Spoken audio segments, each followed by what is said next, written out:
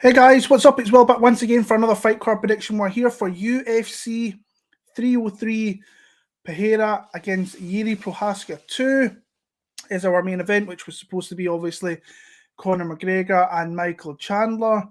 And unfortunately, that never played out because of the injury to Conor. So I think we've got a great backup here, or a great main event that got put together, relatively short notice, a couple of weeks. Really looking forward to the fight. I really enjoyed the first fight, and I'm interested to see how this goes again because I think it's one of those fights that it's just volatile from the get-go from both sides. So coming off a really good week last week, in part due to Robert Whittaker. I was very confident in him. Didn't expect a first round stoppage, but he came out there, did the business. Unbelievable victory for him against a young up and comer who I still think will be a problem in that division going forward. And Felipe Silva, I think it's my biggest bet I've ever cashed on a third round submission. And shout out to there's a few people out there that hit that as well. So shout out to those guys and appreciate everyone kind of making their bread off that fight, which was decent there. So let's get into this card. Really, really good being back, and looking forward to talking about these fights and giving you just some of my thoughts. Like I say, I'm still really early in the week.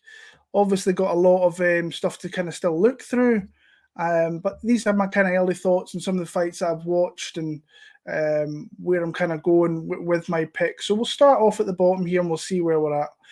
If this is the first fight of the night, this is a great fight to start, and it's one that I'm interested in seeing because, again, it kind of reminds me, and it's different kind of fight, obviously, from your Robert Whittaker to your Islam Aliskerov fight, but it's another one of these kind of young fighters in the UFC who's getting a big step up here with Ricky Simone facing off against the local dog, Vinicius Oliveira. Now, Oliveira is coming off a worldly, out of worldly knockout of, I think it's Bernardo Supage, which I thought was pretty competitive, but there was a clear advantage on the side of Oliveira where he just looked a little bit more explosive. He looked like a little bit more experienced. And obviously he was because he's got 20-odd fights, 20, 25-odd fights, and is obviously very, very dangerous. And he seems to be the new kind of hot shit that people are really looking forward to riding into this card here. But this is a big jump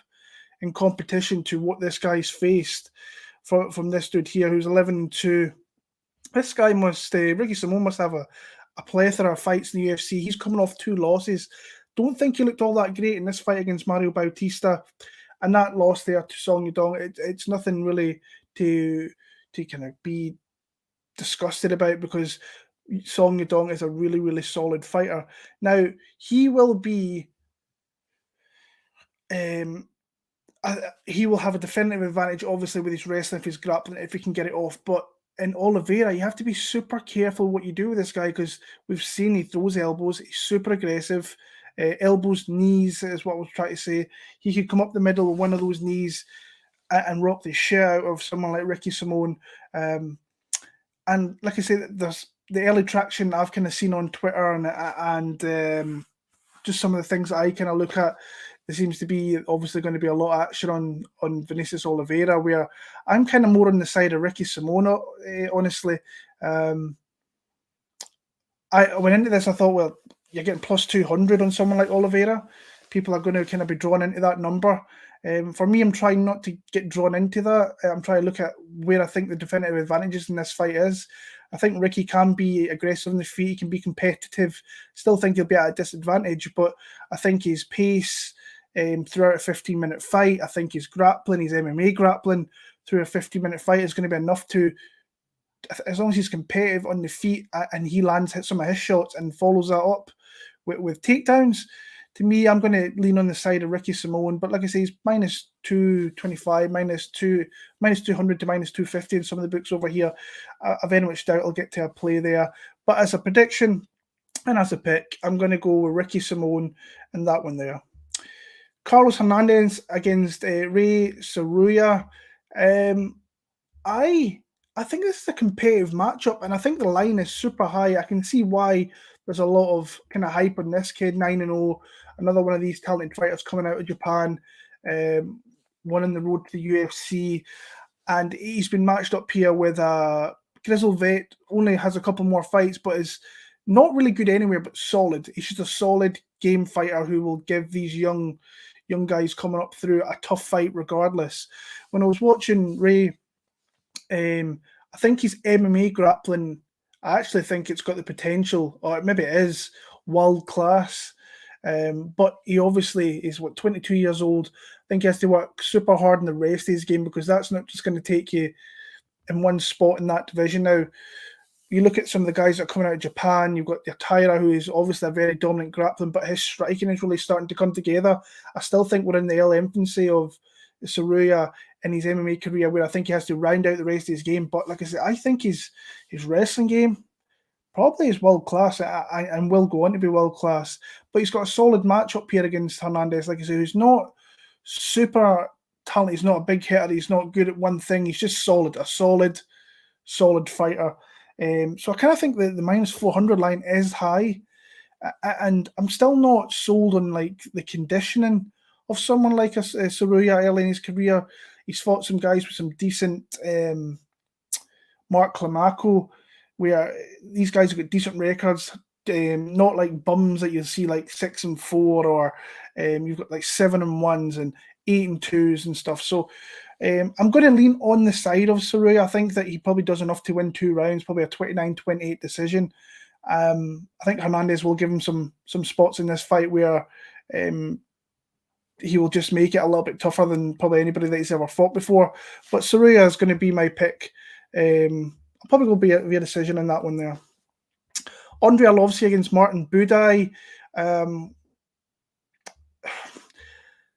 Looking at this, I was kind of looking at this yesterday, and I was trying to make a case for Andre Arlovski, and I still think it's got the possibility of being that kind of fight where it could be pretty close in kind of strikes. I think that Buday will land the more strikes, but I think the more definitive shots or the more eye-catching shots might kind of err on the Arlovski side.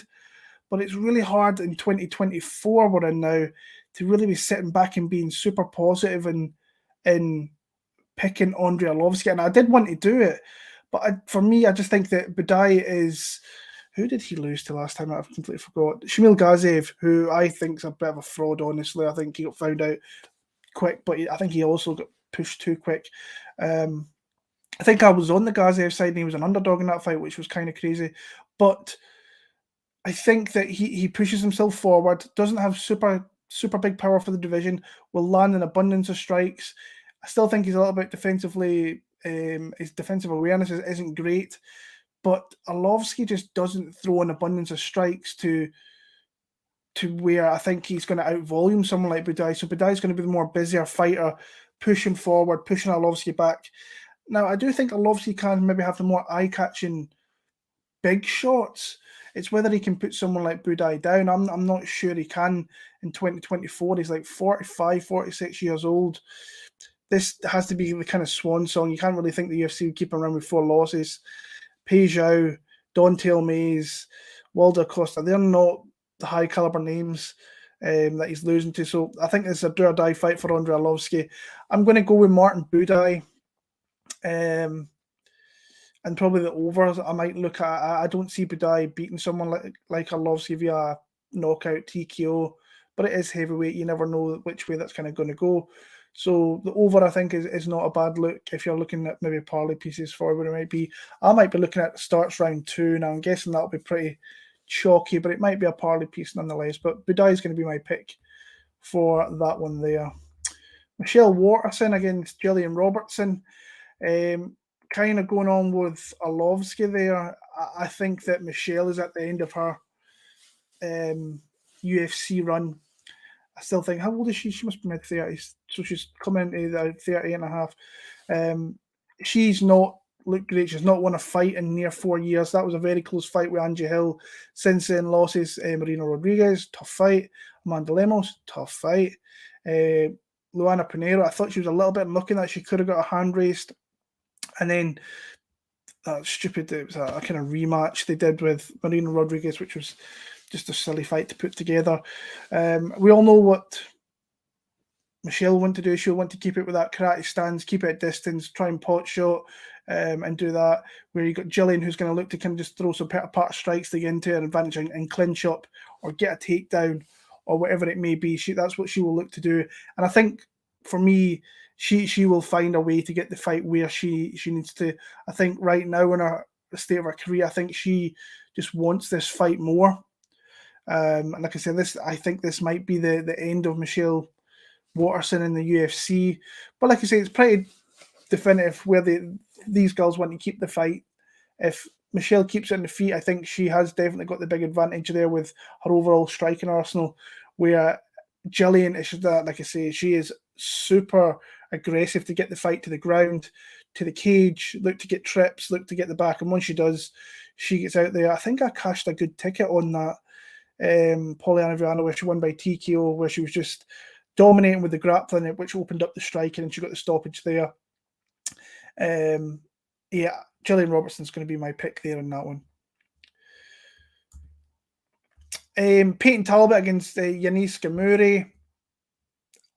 Don't have to really get into too much of this one here. I think that the line is kind of stupid for someone who he looks the goods, this kid. He absolutely looks the good. And to me, Ghemmouri, I remember watching him live in France, solid. But I think he's a solid fighter in the European circuit. I don't think he's a UFC caliber fighter. I thought that before he come into the UFC, I thought that Kieran Loughran was going to beat him before they changed up the matches. I mean, William Gomez is he's did really good things in the UFC so far. Won some fights, looked decent in doing so. But Peyton Talbott, he's come in here at the UFC, couple of wins. Nikigiri got the submission there.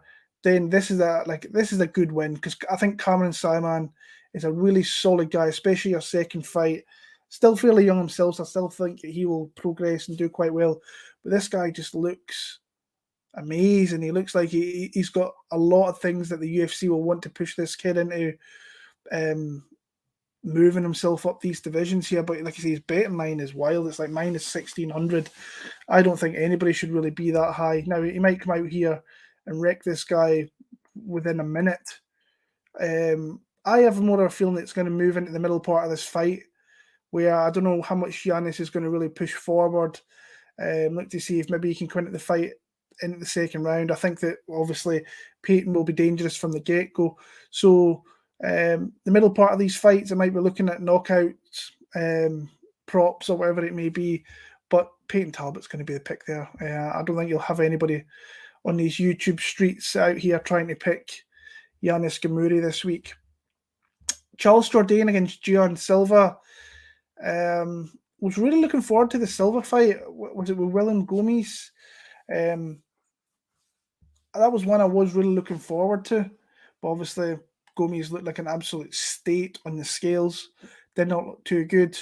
And this is an interesting matchup where I've kind of been going back and forward with how I remember looking at this line a little bit back and I seen Silva at minus 170. And I thought to myself, like, let's see where we'll get to fight. We can see where that line goes.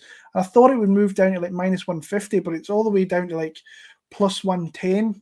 So the money has obviously been coming in, which I think at that number, when you're plus 170 to plus 150 to plus 170, I don't think it's a bad dog bet. But now the line is tightening up, where it could probably end up being a pick 'em, or the line might even flip.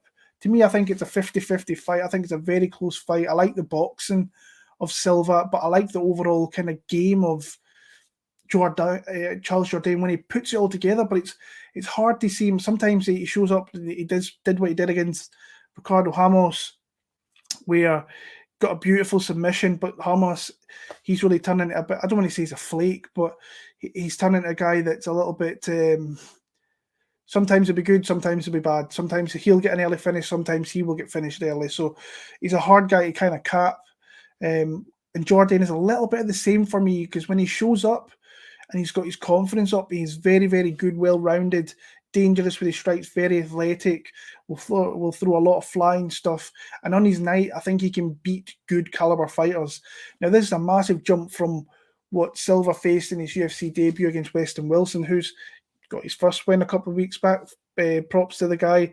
But yeah, I'm interested to see how this fight goes. I'm going to lean on the side of Charles Jourdain.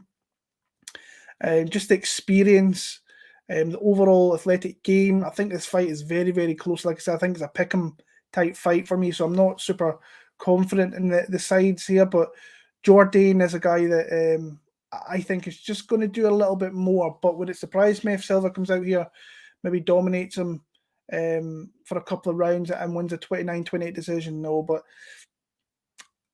the gut feeling for me, and just a little bit looking into it, I'm still going to look into more as I go through the week.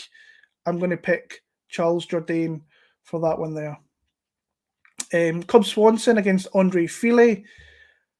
I think this is one I don't want to really touch whatsoever. I think that both guys are kind of at the tail end of their career, because, I mean, Fili's been around the UFC from when he was a young lad. So I'm really interested to see where he kind of is at his career. Swanson is 40 years old, coming off that win over Hakeem Dawodu, I think it was. That's nearly a year ago. I'd like to see a little bit more activity from a guy that's that old. Get himself in there if he can. But for me, this is one I'm not going to look into a hell of a lot this week, honestly, because I don't really want to have any action on it. But for me, I think I'm going to lean on the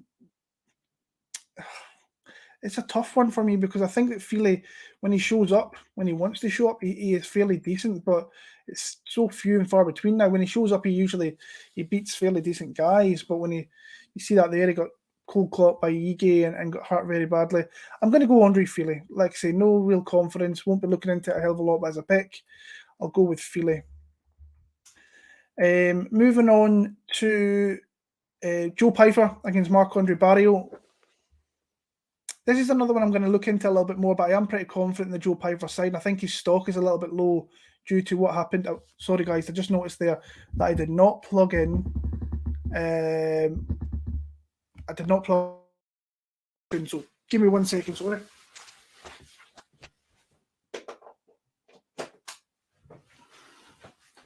Rookie mistake. There we go, got it. So, Joe Pyfer and Marc-Andre Barriault, where I was kind of looking at, sorry, I think the kind of stock is riding a little bit low on the Pyfer side, but I still think he's a very, very capable fighter in this middleweight division. I think obviously he got pushed very, very quickly coming through. Ahmedovsky, Mearshart, Al Hassan, all pretty solid guys, but then he got a jump up against a main eventer, a guy who's been in the kind of UFC rankings for a number of years and is a difficult matchup on his day. And he came out there, I thought he started off really well, but then the experience really came into it for Jack Hermansson, where he came out there and really just kind of started taking over the fight late on. I think overall as a fighter, the more time he kind of gets into his UFC career, he is, like I say, he's a super confident guy. He thinks he's going to go far. I think he can still be a good top 10 guy. You've got someone in Barriault here who I think will has the output advantage over him, but I think the definitive shots are going to come from Joe Pyfer. I think he can knock out Marc-Andre Barriault. Honestly, I think that it's not something that really happens to Barriault as getting knocked out. I think this guy can submit him. I think he can knock him out, and I kind of like the Pyfer side here. I don't mind him as a parlay piece. He's like minus 250, I think, over here in the UK. I am kind of looking at maybe pairing him up with somebody. Not sure who it'll be, but I am going to pick Joe Pyfer for the win there. This is a matchup I'm looking forward to. And I'm not super confident in this side here either. Ian Machado Garry against MVP Michael Venom Page in the UFC welterweight division. And this fight to me is big in this spot where I think it's pretty obvious the line where the kind of title is. You've obviously got Bilal and Leon, and then you've kind of got Shavkat waiting in the wings there. You might have Usman coming back from what they're saying, which I really don't think he has to, but it might happen. And then I think the winner of this one could be in line for being in that talk for titles. Might be like one away. It's kind of now or never for Michael Venom Page. Where Garry, to me, he's super young, super cocky, full of piss and vinegar, and he pisses a lot of people off. He's got a lot of people that kind of hate him a little bit, and I think he doesn't make it easy on himself and kind of builds a rod for his own back to get people on. But I still think he is a very, very talented fighter and still very young in his career, and he's winning fights in the UFC. He's winning fights fairly convincingly, beating guys fairly convincingly. Now, it's not the greatest to watch sometimes. We've seen that in the Jeff Neal fight there, but he's beaten super solid guys. This is one, obviously, where he got rocked, put in his arse, and then had to show a little bit of grit. But then that finishing sequence I thought was unbelievable. Daniel Rodriguez, we've seen he's a hard-nosed guy, a hard guy to take out. The weekend there, that's a good one to have. Neil Magny is a consummate professional, a really tough out in that division. He dominated that fight, and like I say, the Jeff Neal one is the step up there, where you've got MVP who's coming off that win over Kevin Holland, which to me, I'm like, why was that guy an underdog in that fight? It made no sense to me. I thought he could style him a little bit, and he lands some of the flashier strikes. To me, I've been going back and forward, and I've been asking some people that I like to speak fights with, and majority of them seem to be in the Venom Page side, but my gut initially was telling me I'm going to watch that Garry's going to win this fight. So I'm going to pick Ian Machado Garry. I'm actually thinking of a bet, depending on what the decision line is going to be. I don't think he stops MVP, but I think he's got some skills in his game here where he could really, I don't want to say put Michael Venom Page in the back foot, but I still think he's got things here that he can hurt MVP with. I think he can use leg kicks, keep distance, go hard over those 15 minutes, just avoid getting hit. Now, he's been caught before. Michael Venom Page is probably the most elite guy that he's faced as an overall unorthodox striker who is really good at range, really getting in and out of range really, really well and landing shots. But for me, the gut feeling is just telling me I should be in the Garry side. Like I said, I'd be very surprised if he stops MVP. I don't see it, not unless he maybe looks to use a kind of grappling game plan, which I still think he can use that at some point. Whether he does it's another thing.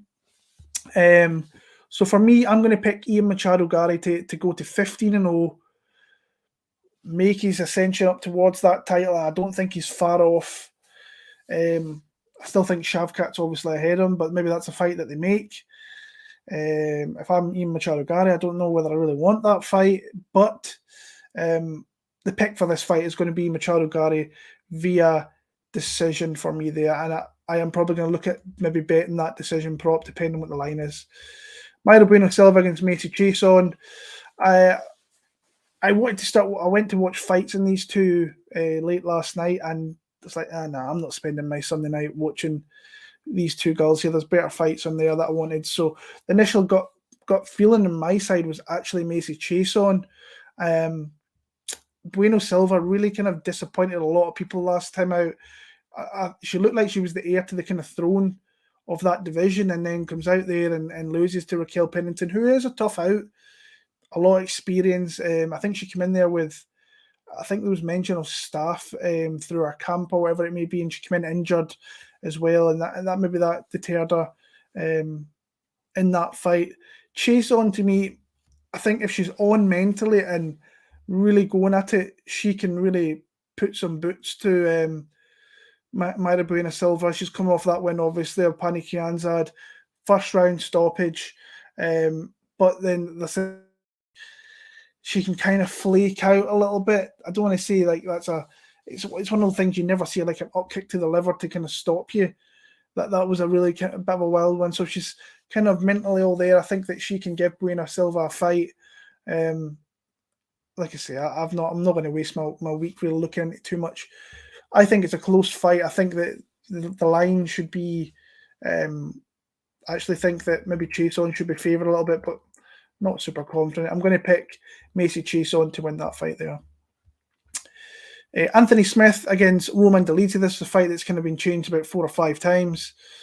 from what it's supposed to be. I think there's just a whole load of things going on with this fight here. But Dolidze moving up to 205.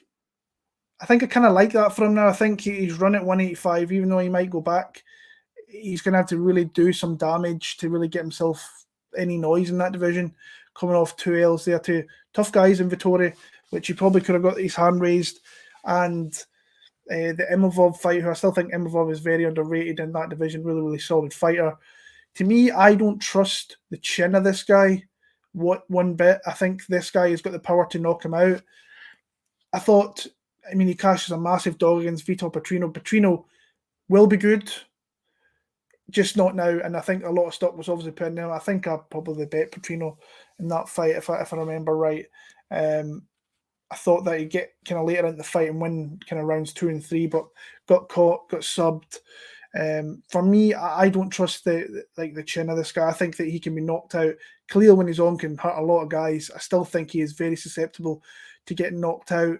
Very much doubt I'll have any action in this fight. I think it's a pick. I'm going to roll with Roman Dolidze. I think that he can hurt him. I actually think he knocks out Anthony Smith here. So, and it's kind of now or never for someone like Anthony Smith. He keeps talking about Alex Pereira and this and that. Maybe to just kind of keep his name relevant in there. But for me, like I say, I think this should be the other way around. I kind of see this of more 60-40 in the side of Dolidze. But like I say, I'm interested to kind of watch it to see how Dolidze looks coming in short notice, obviously, up a division. I think he's got stuff there that can hurt Anthony Smith. So I'm going to pick Dolidze via knockout in that one there. Co-main event. This is a fight that got put together a couple of weeks ago. And I'm just going to put it out there straight away. I've tried to fade this guy, Diego Lopez, on a couple of occasions.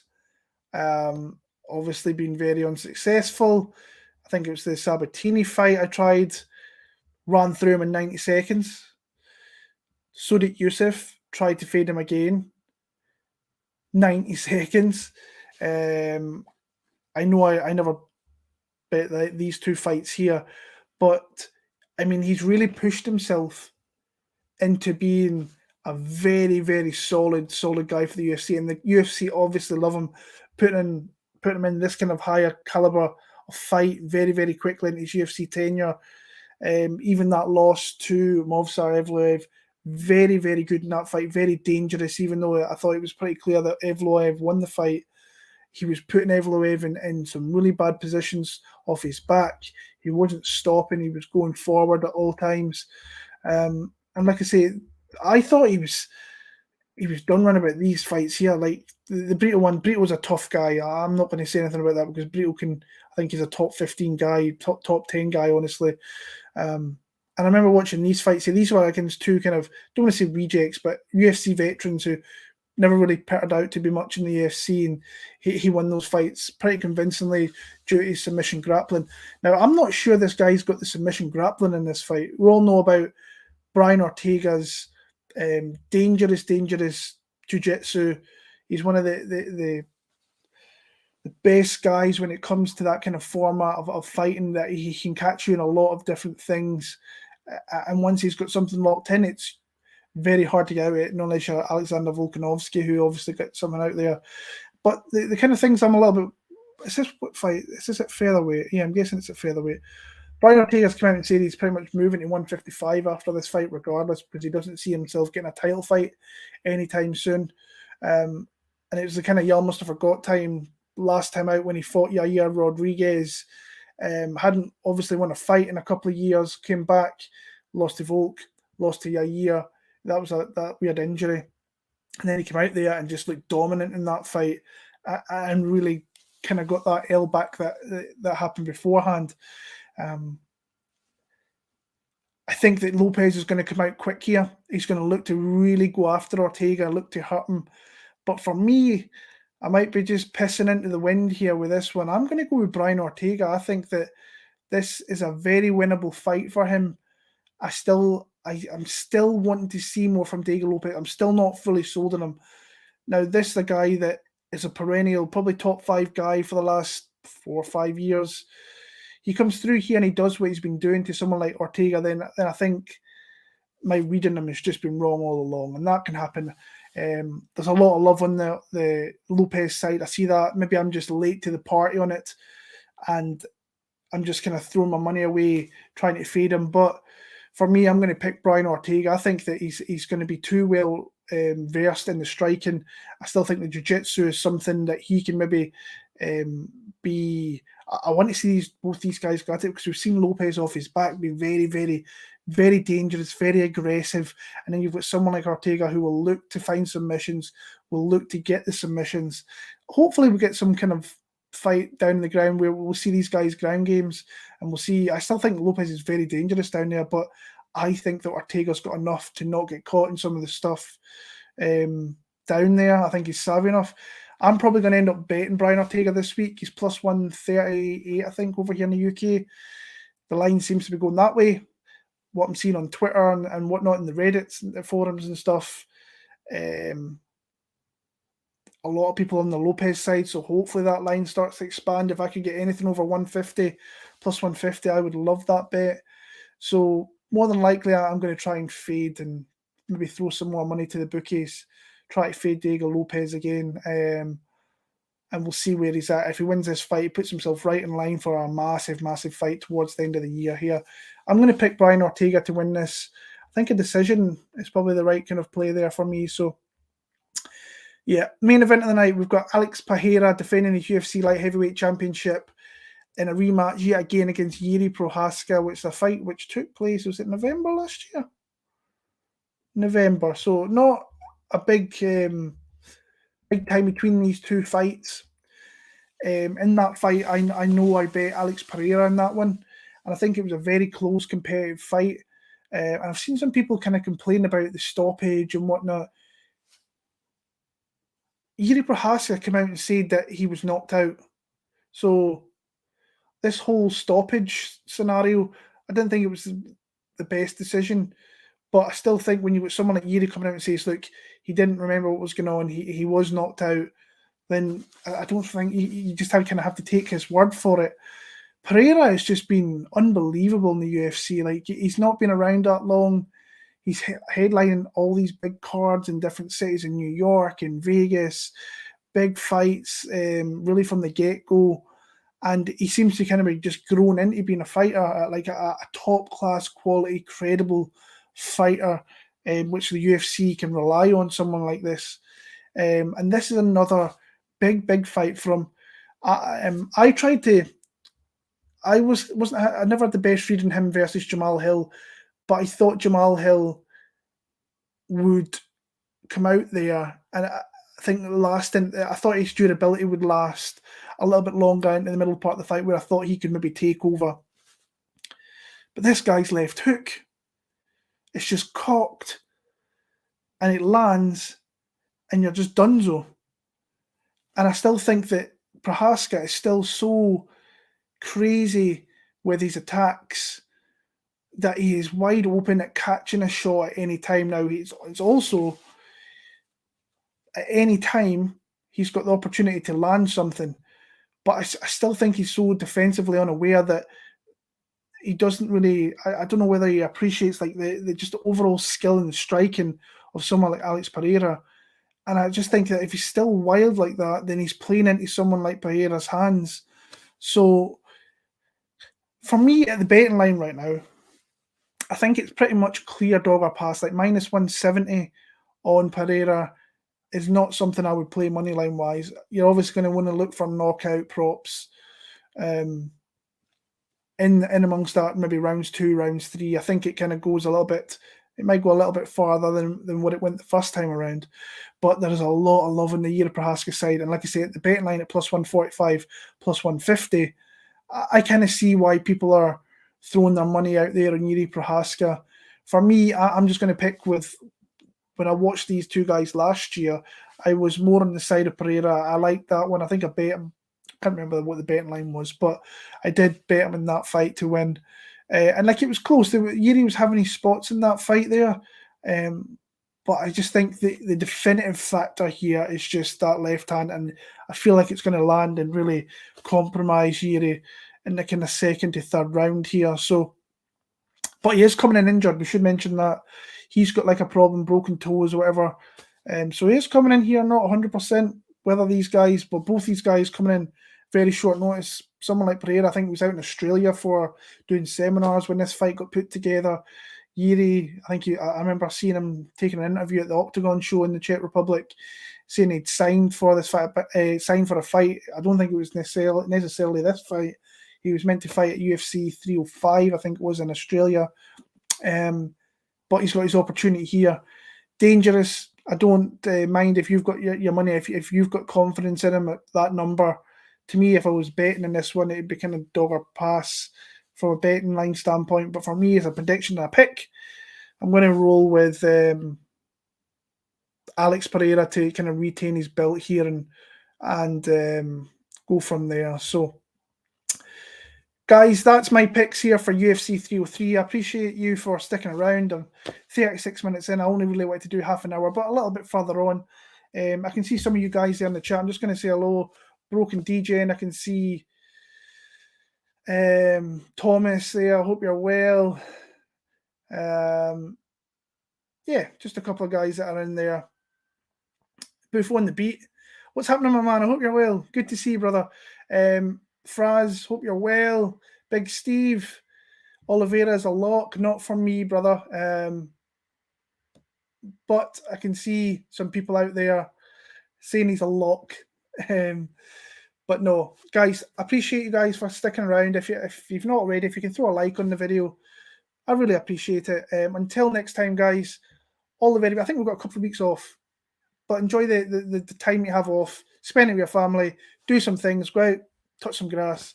Until next time, guys, all the very best, and I will speak to you soon. Take care.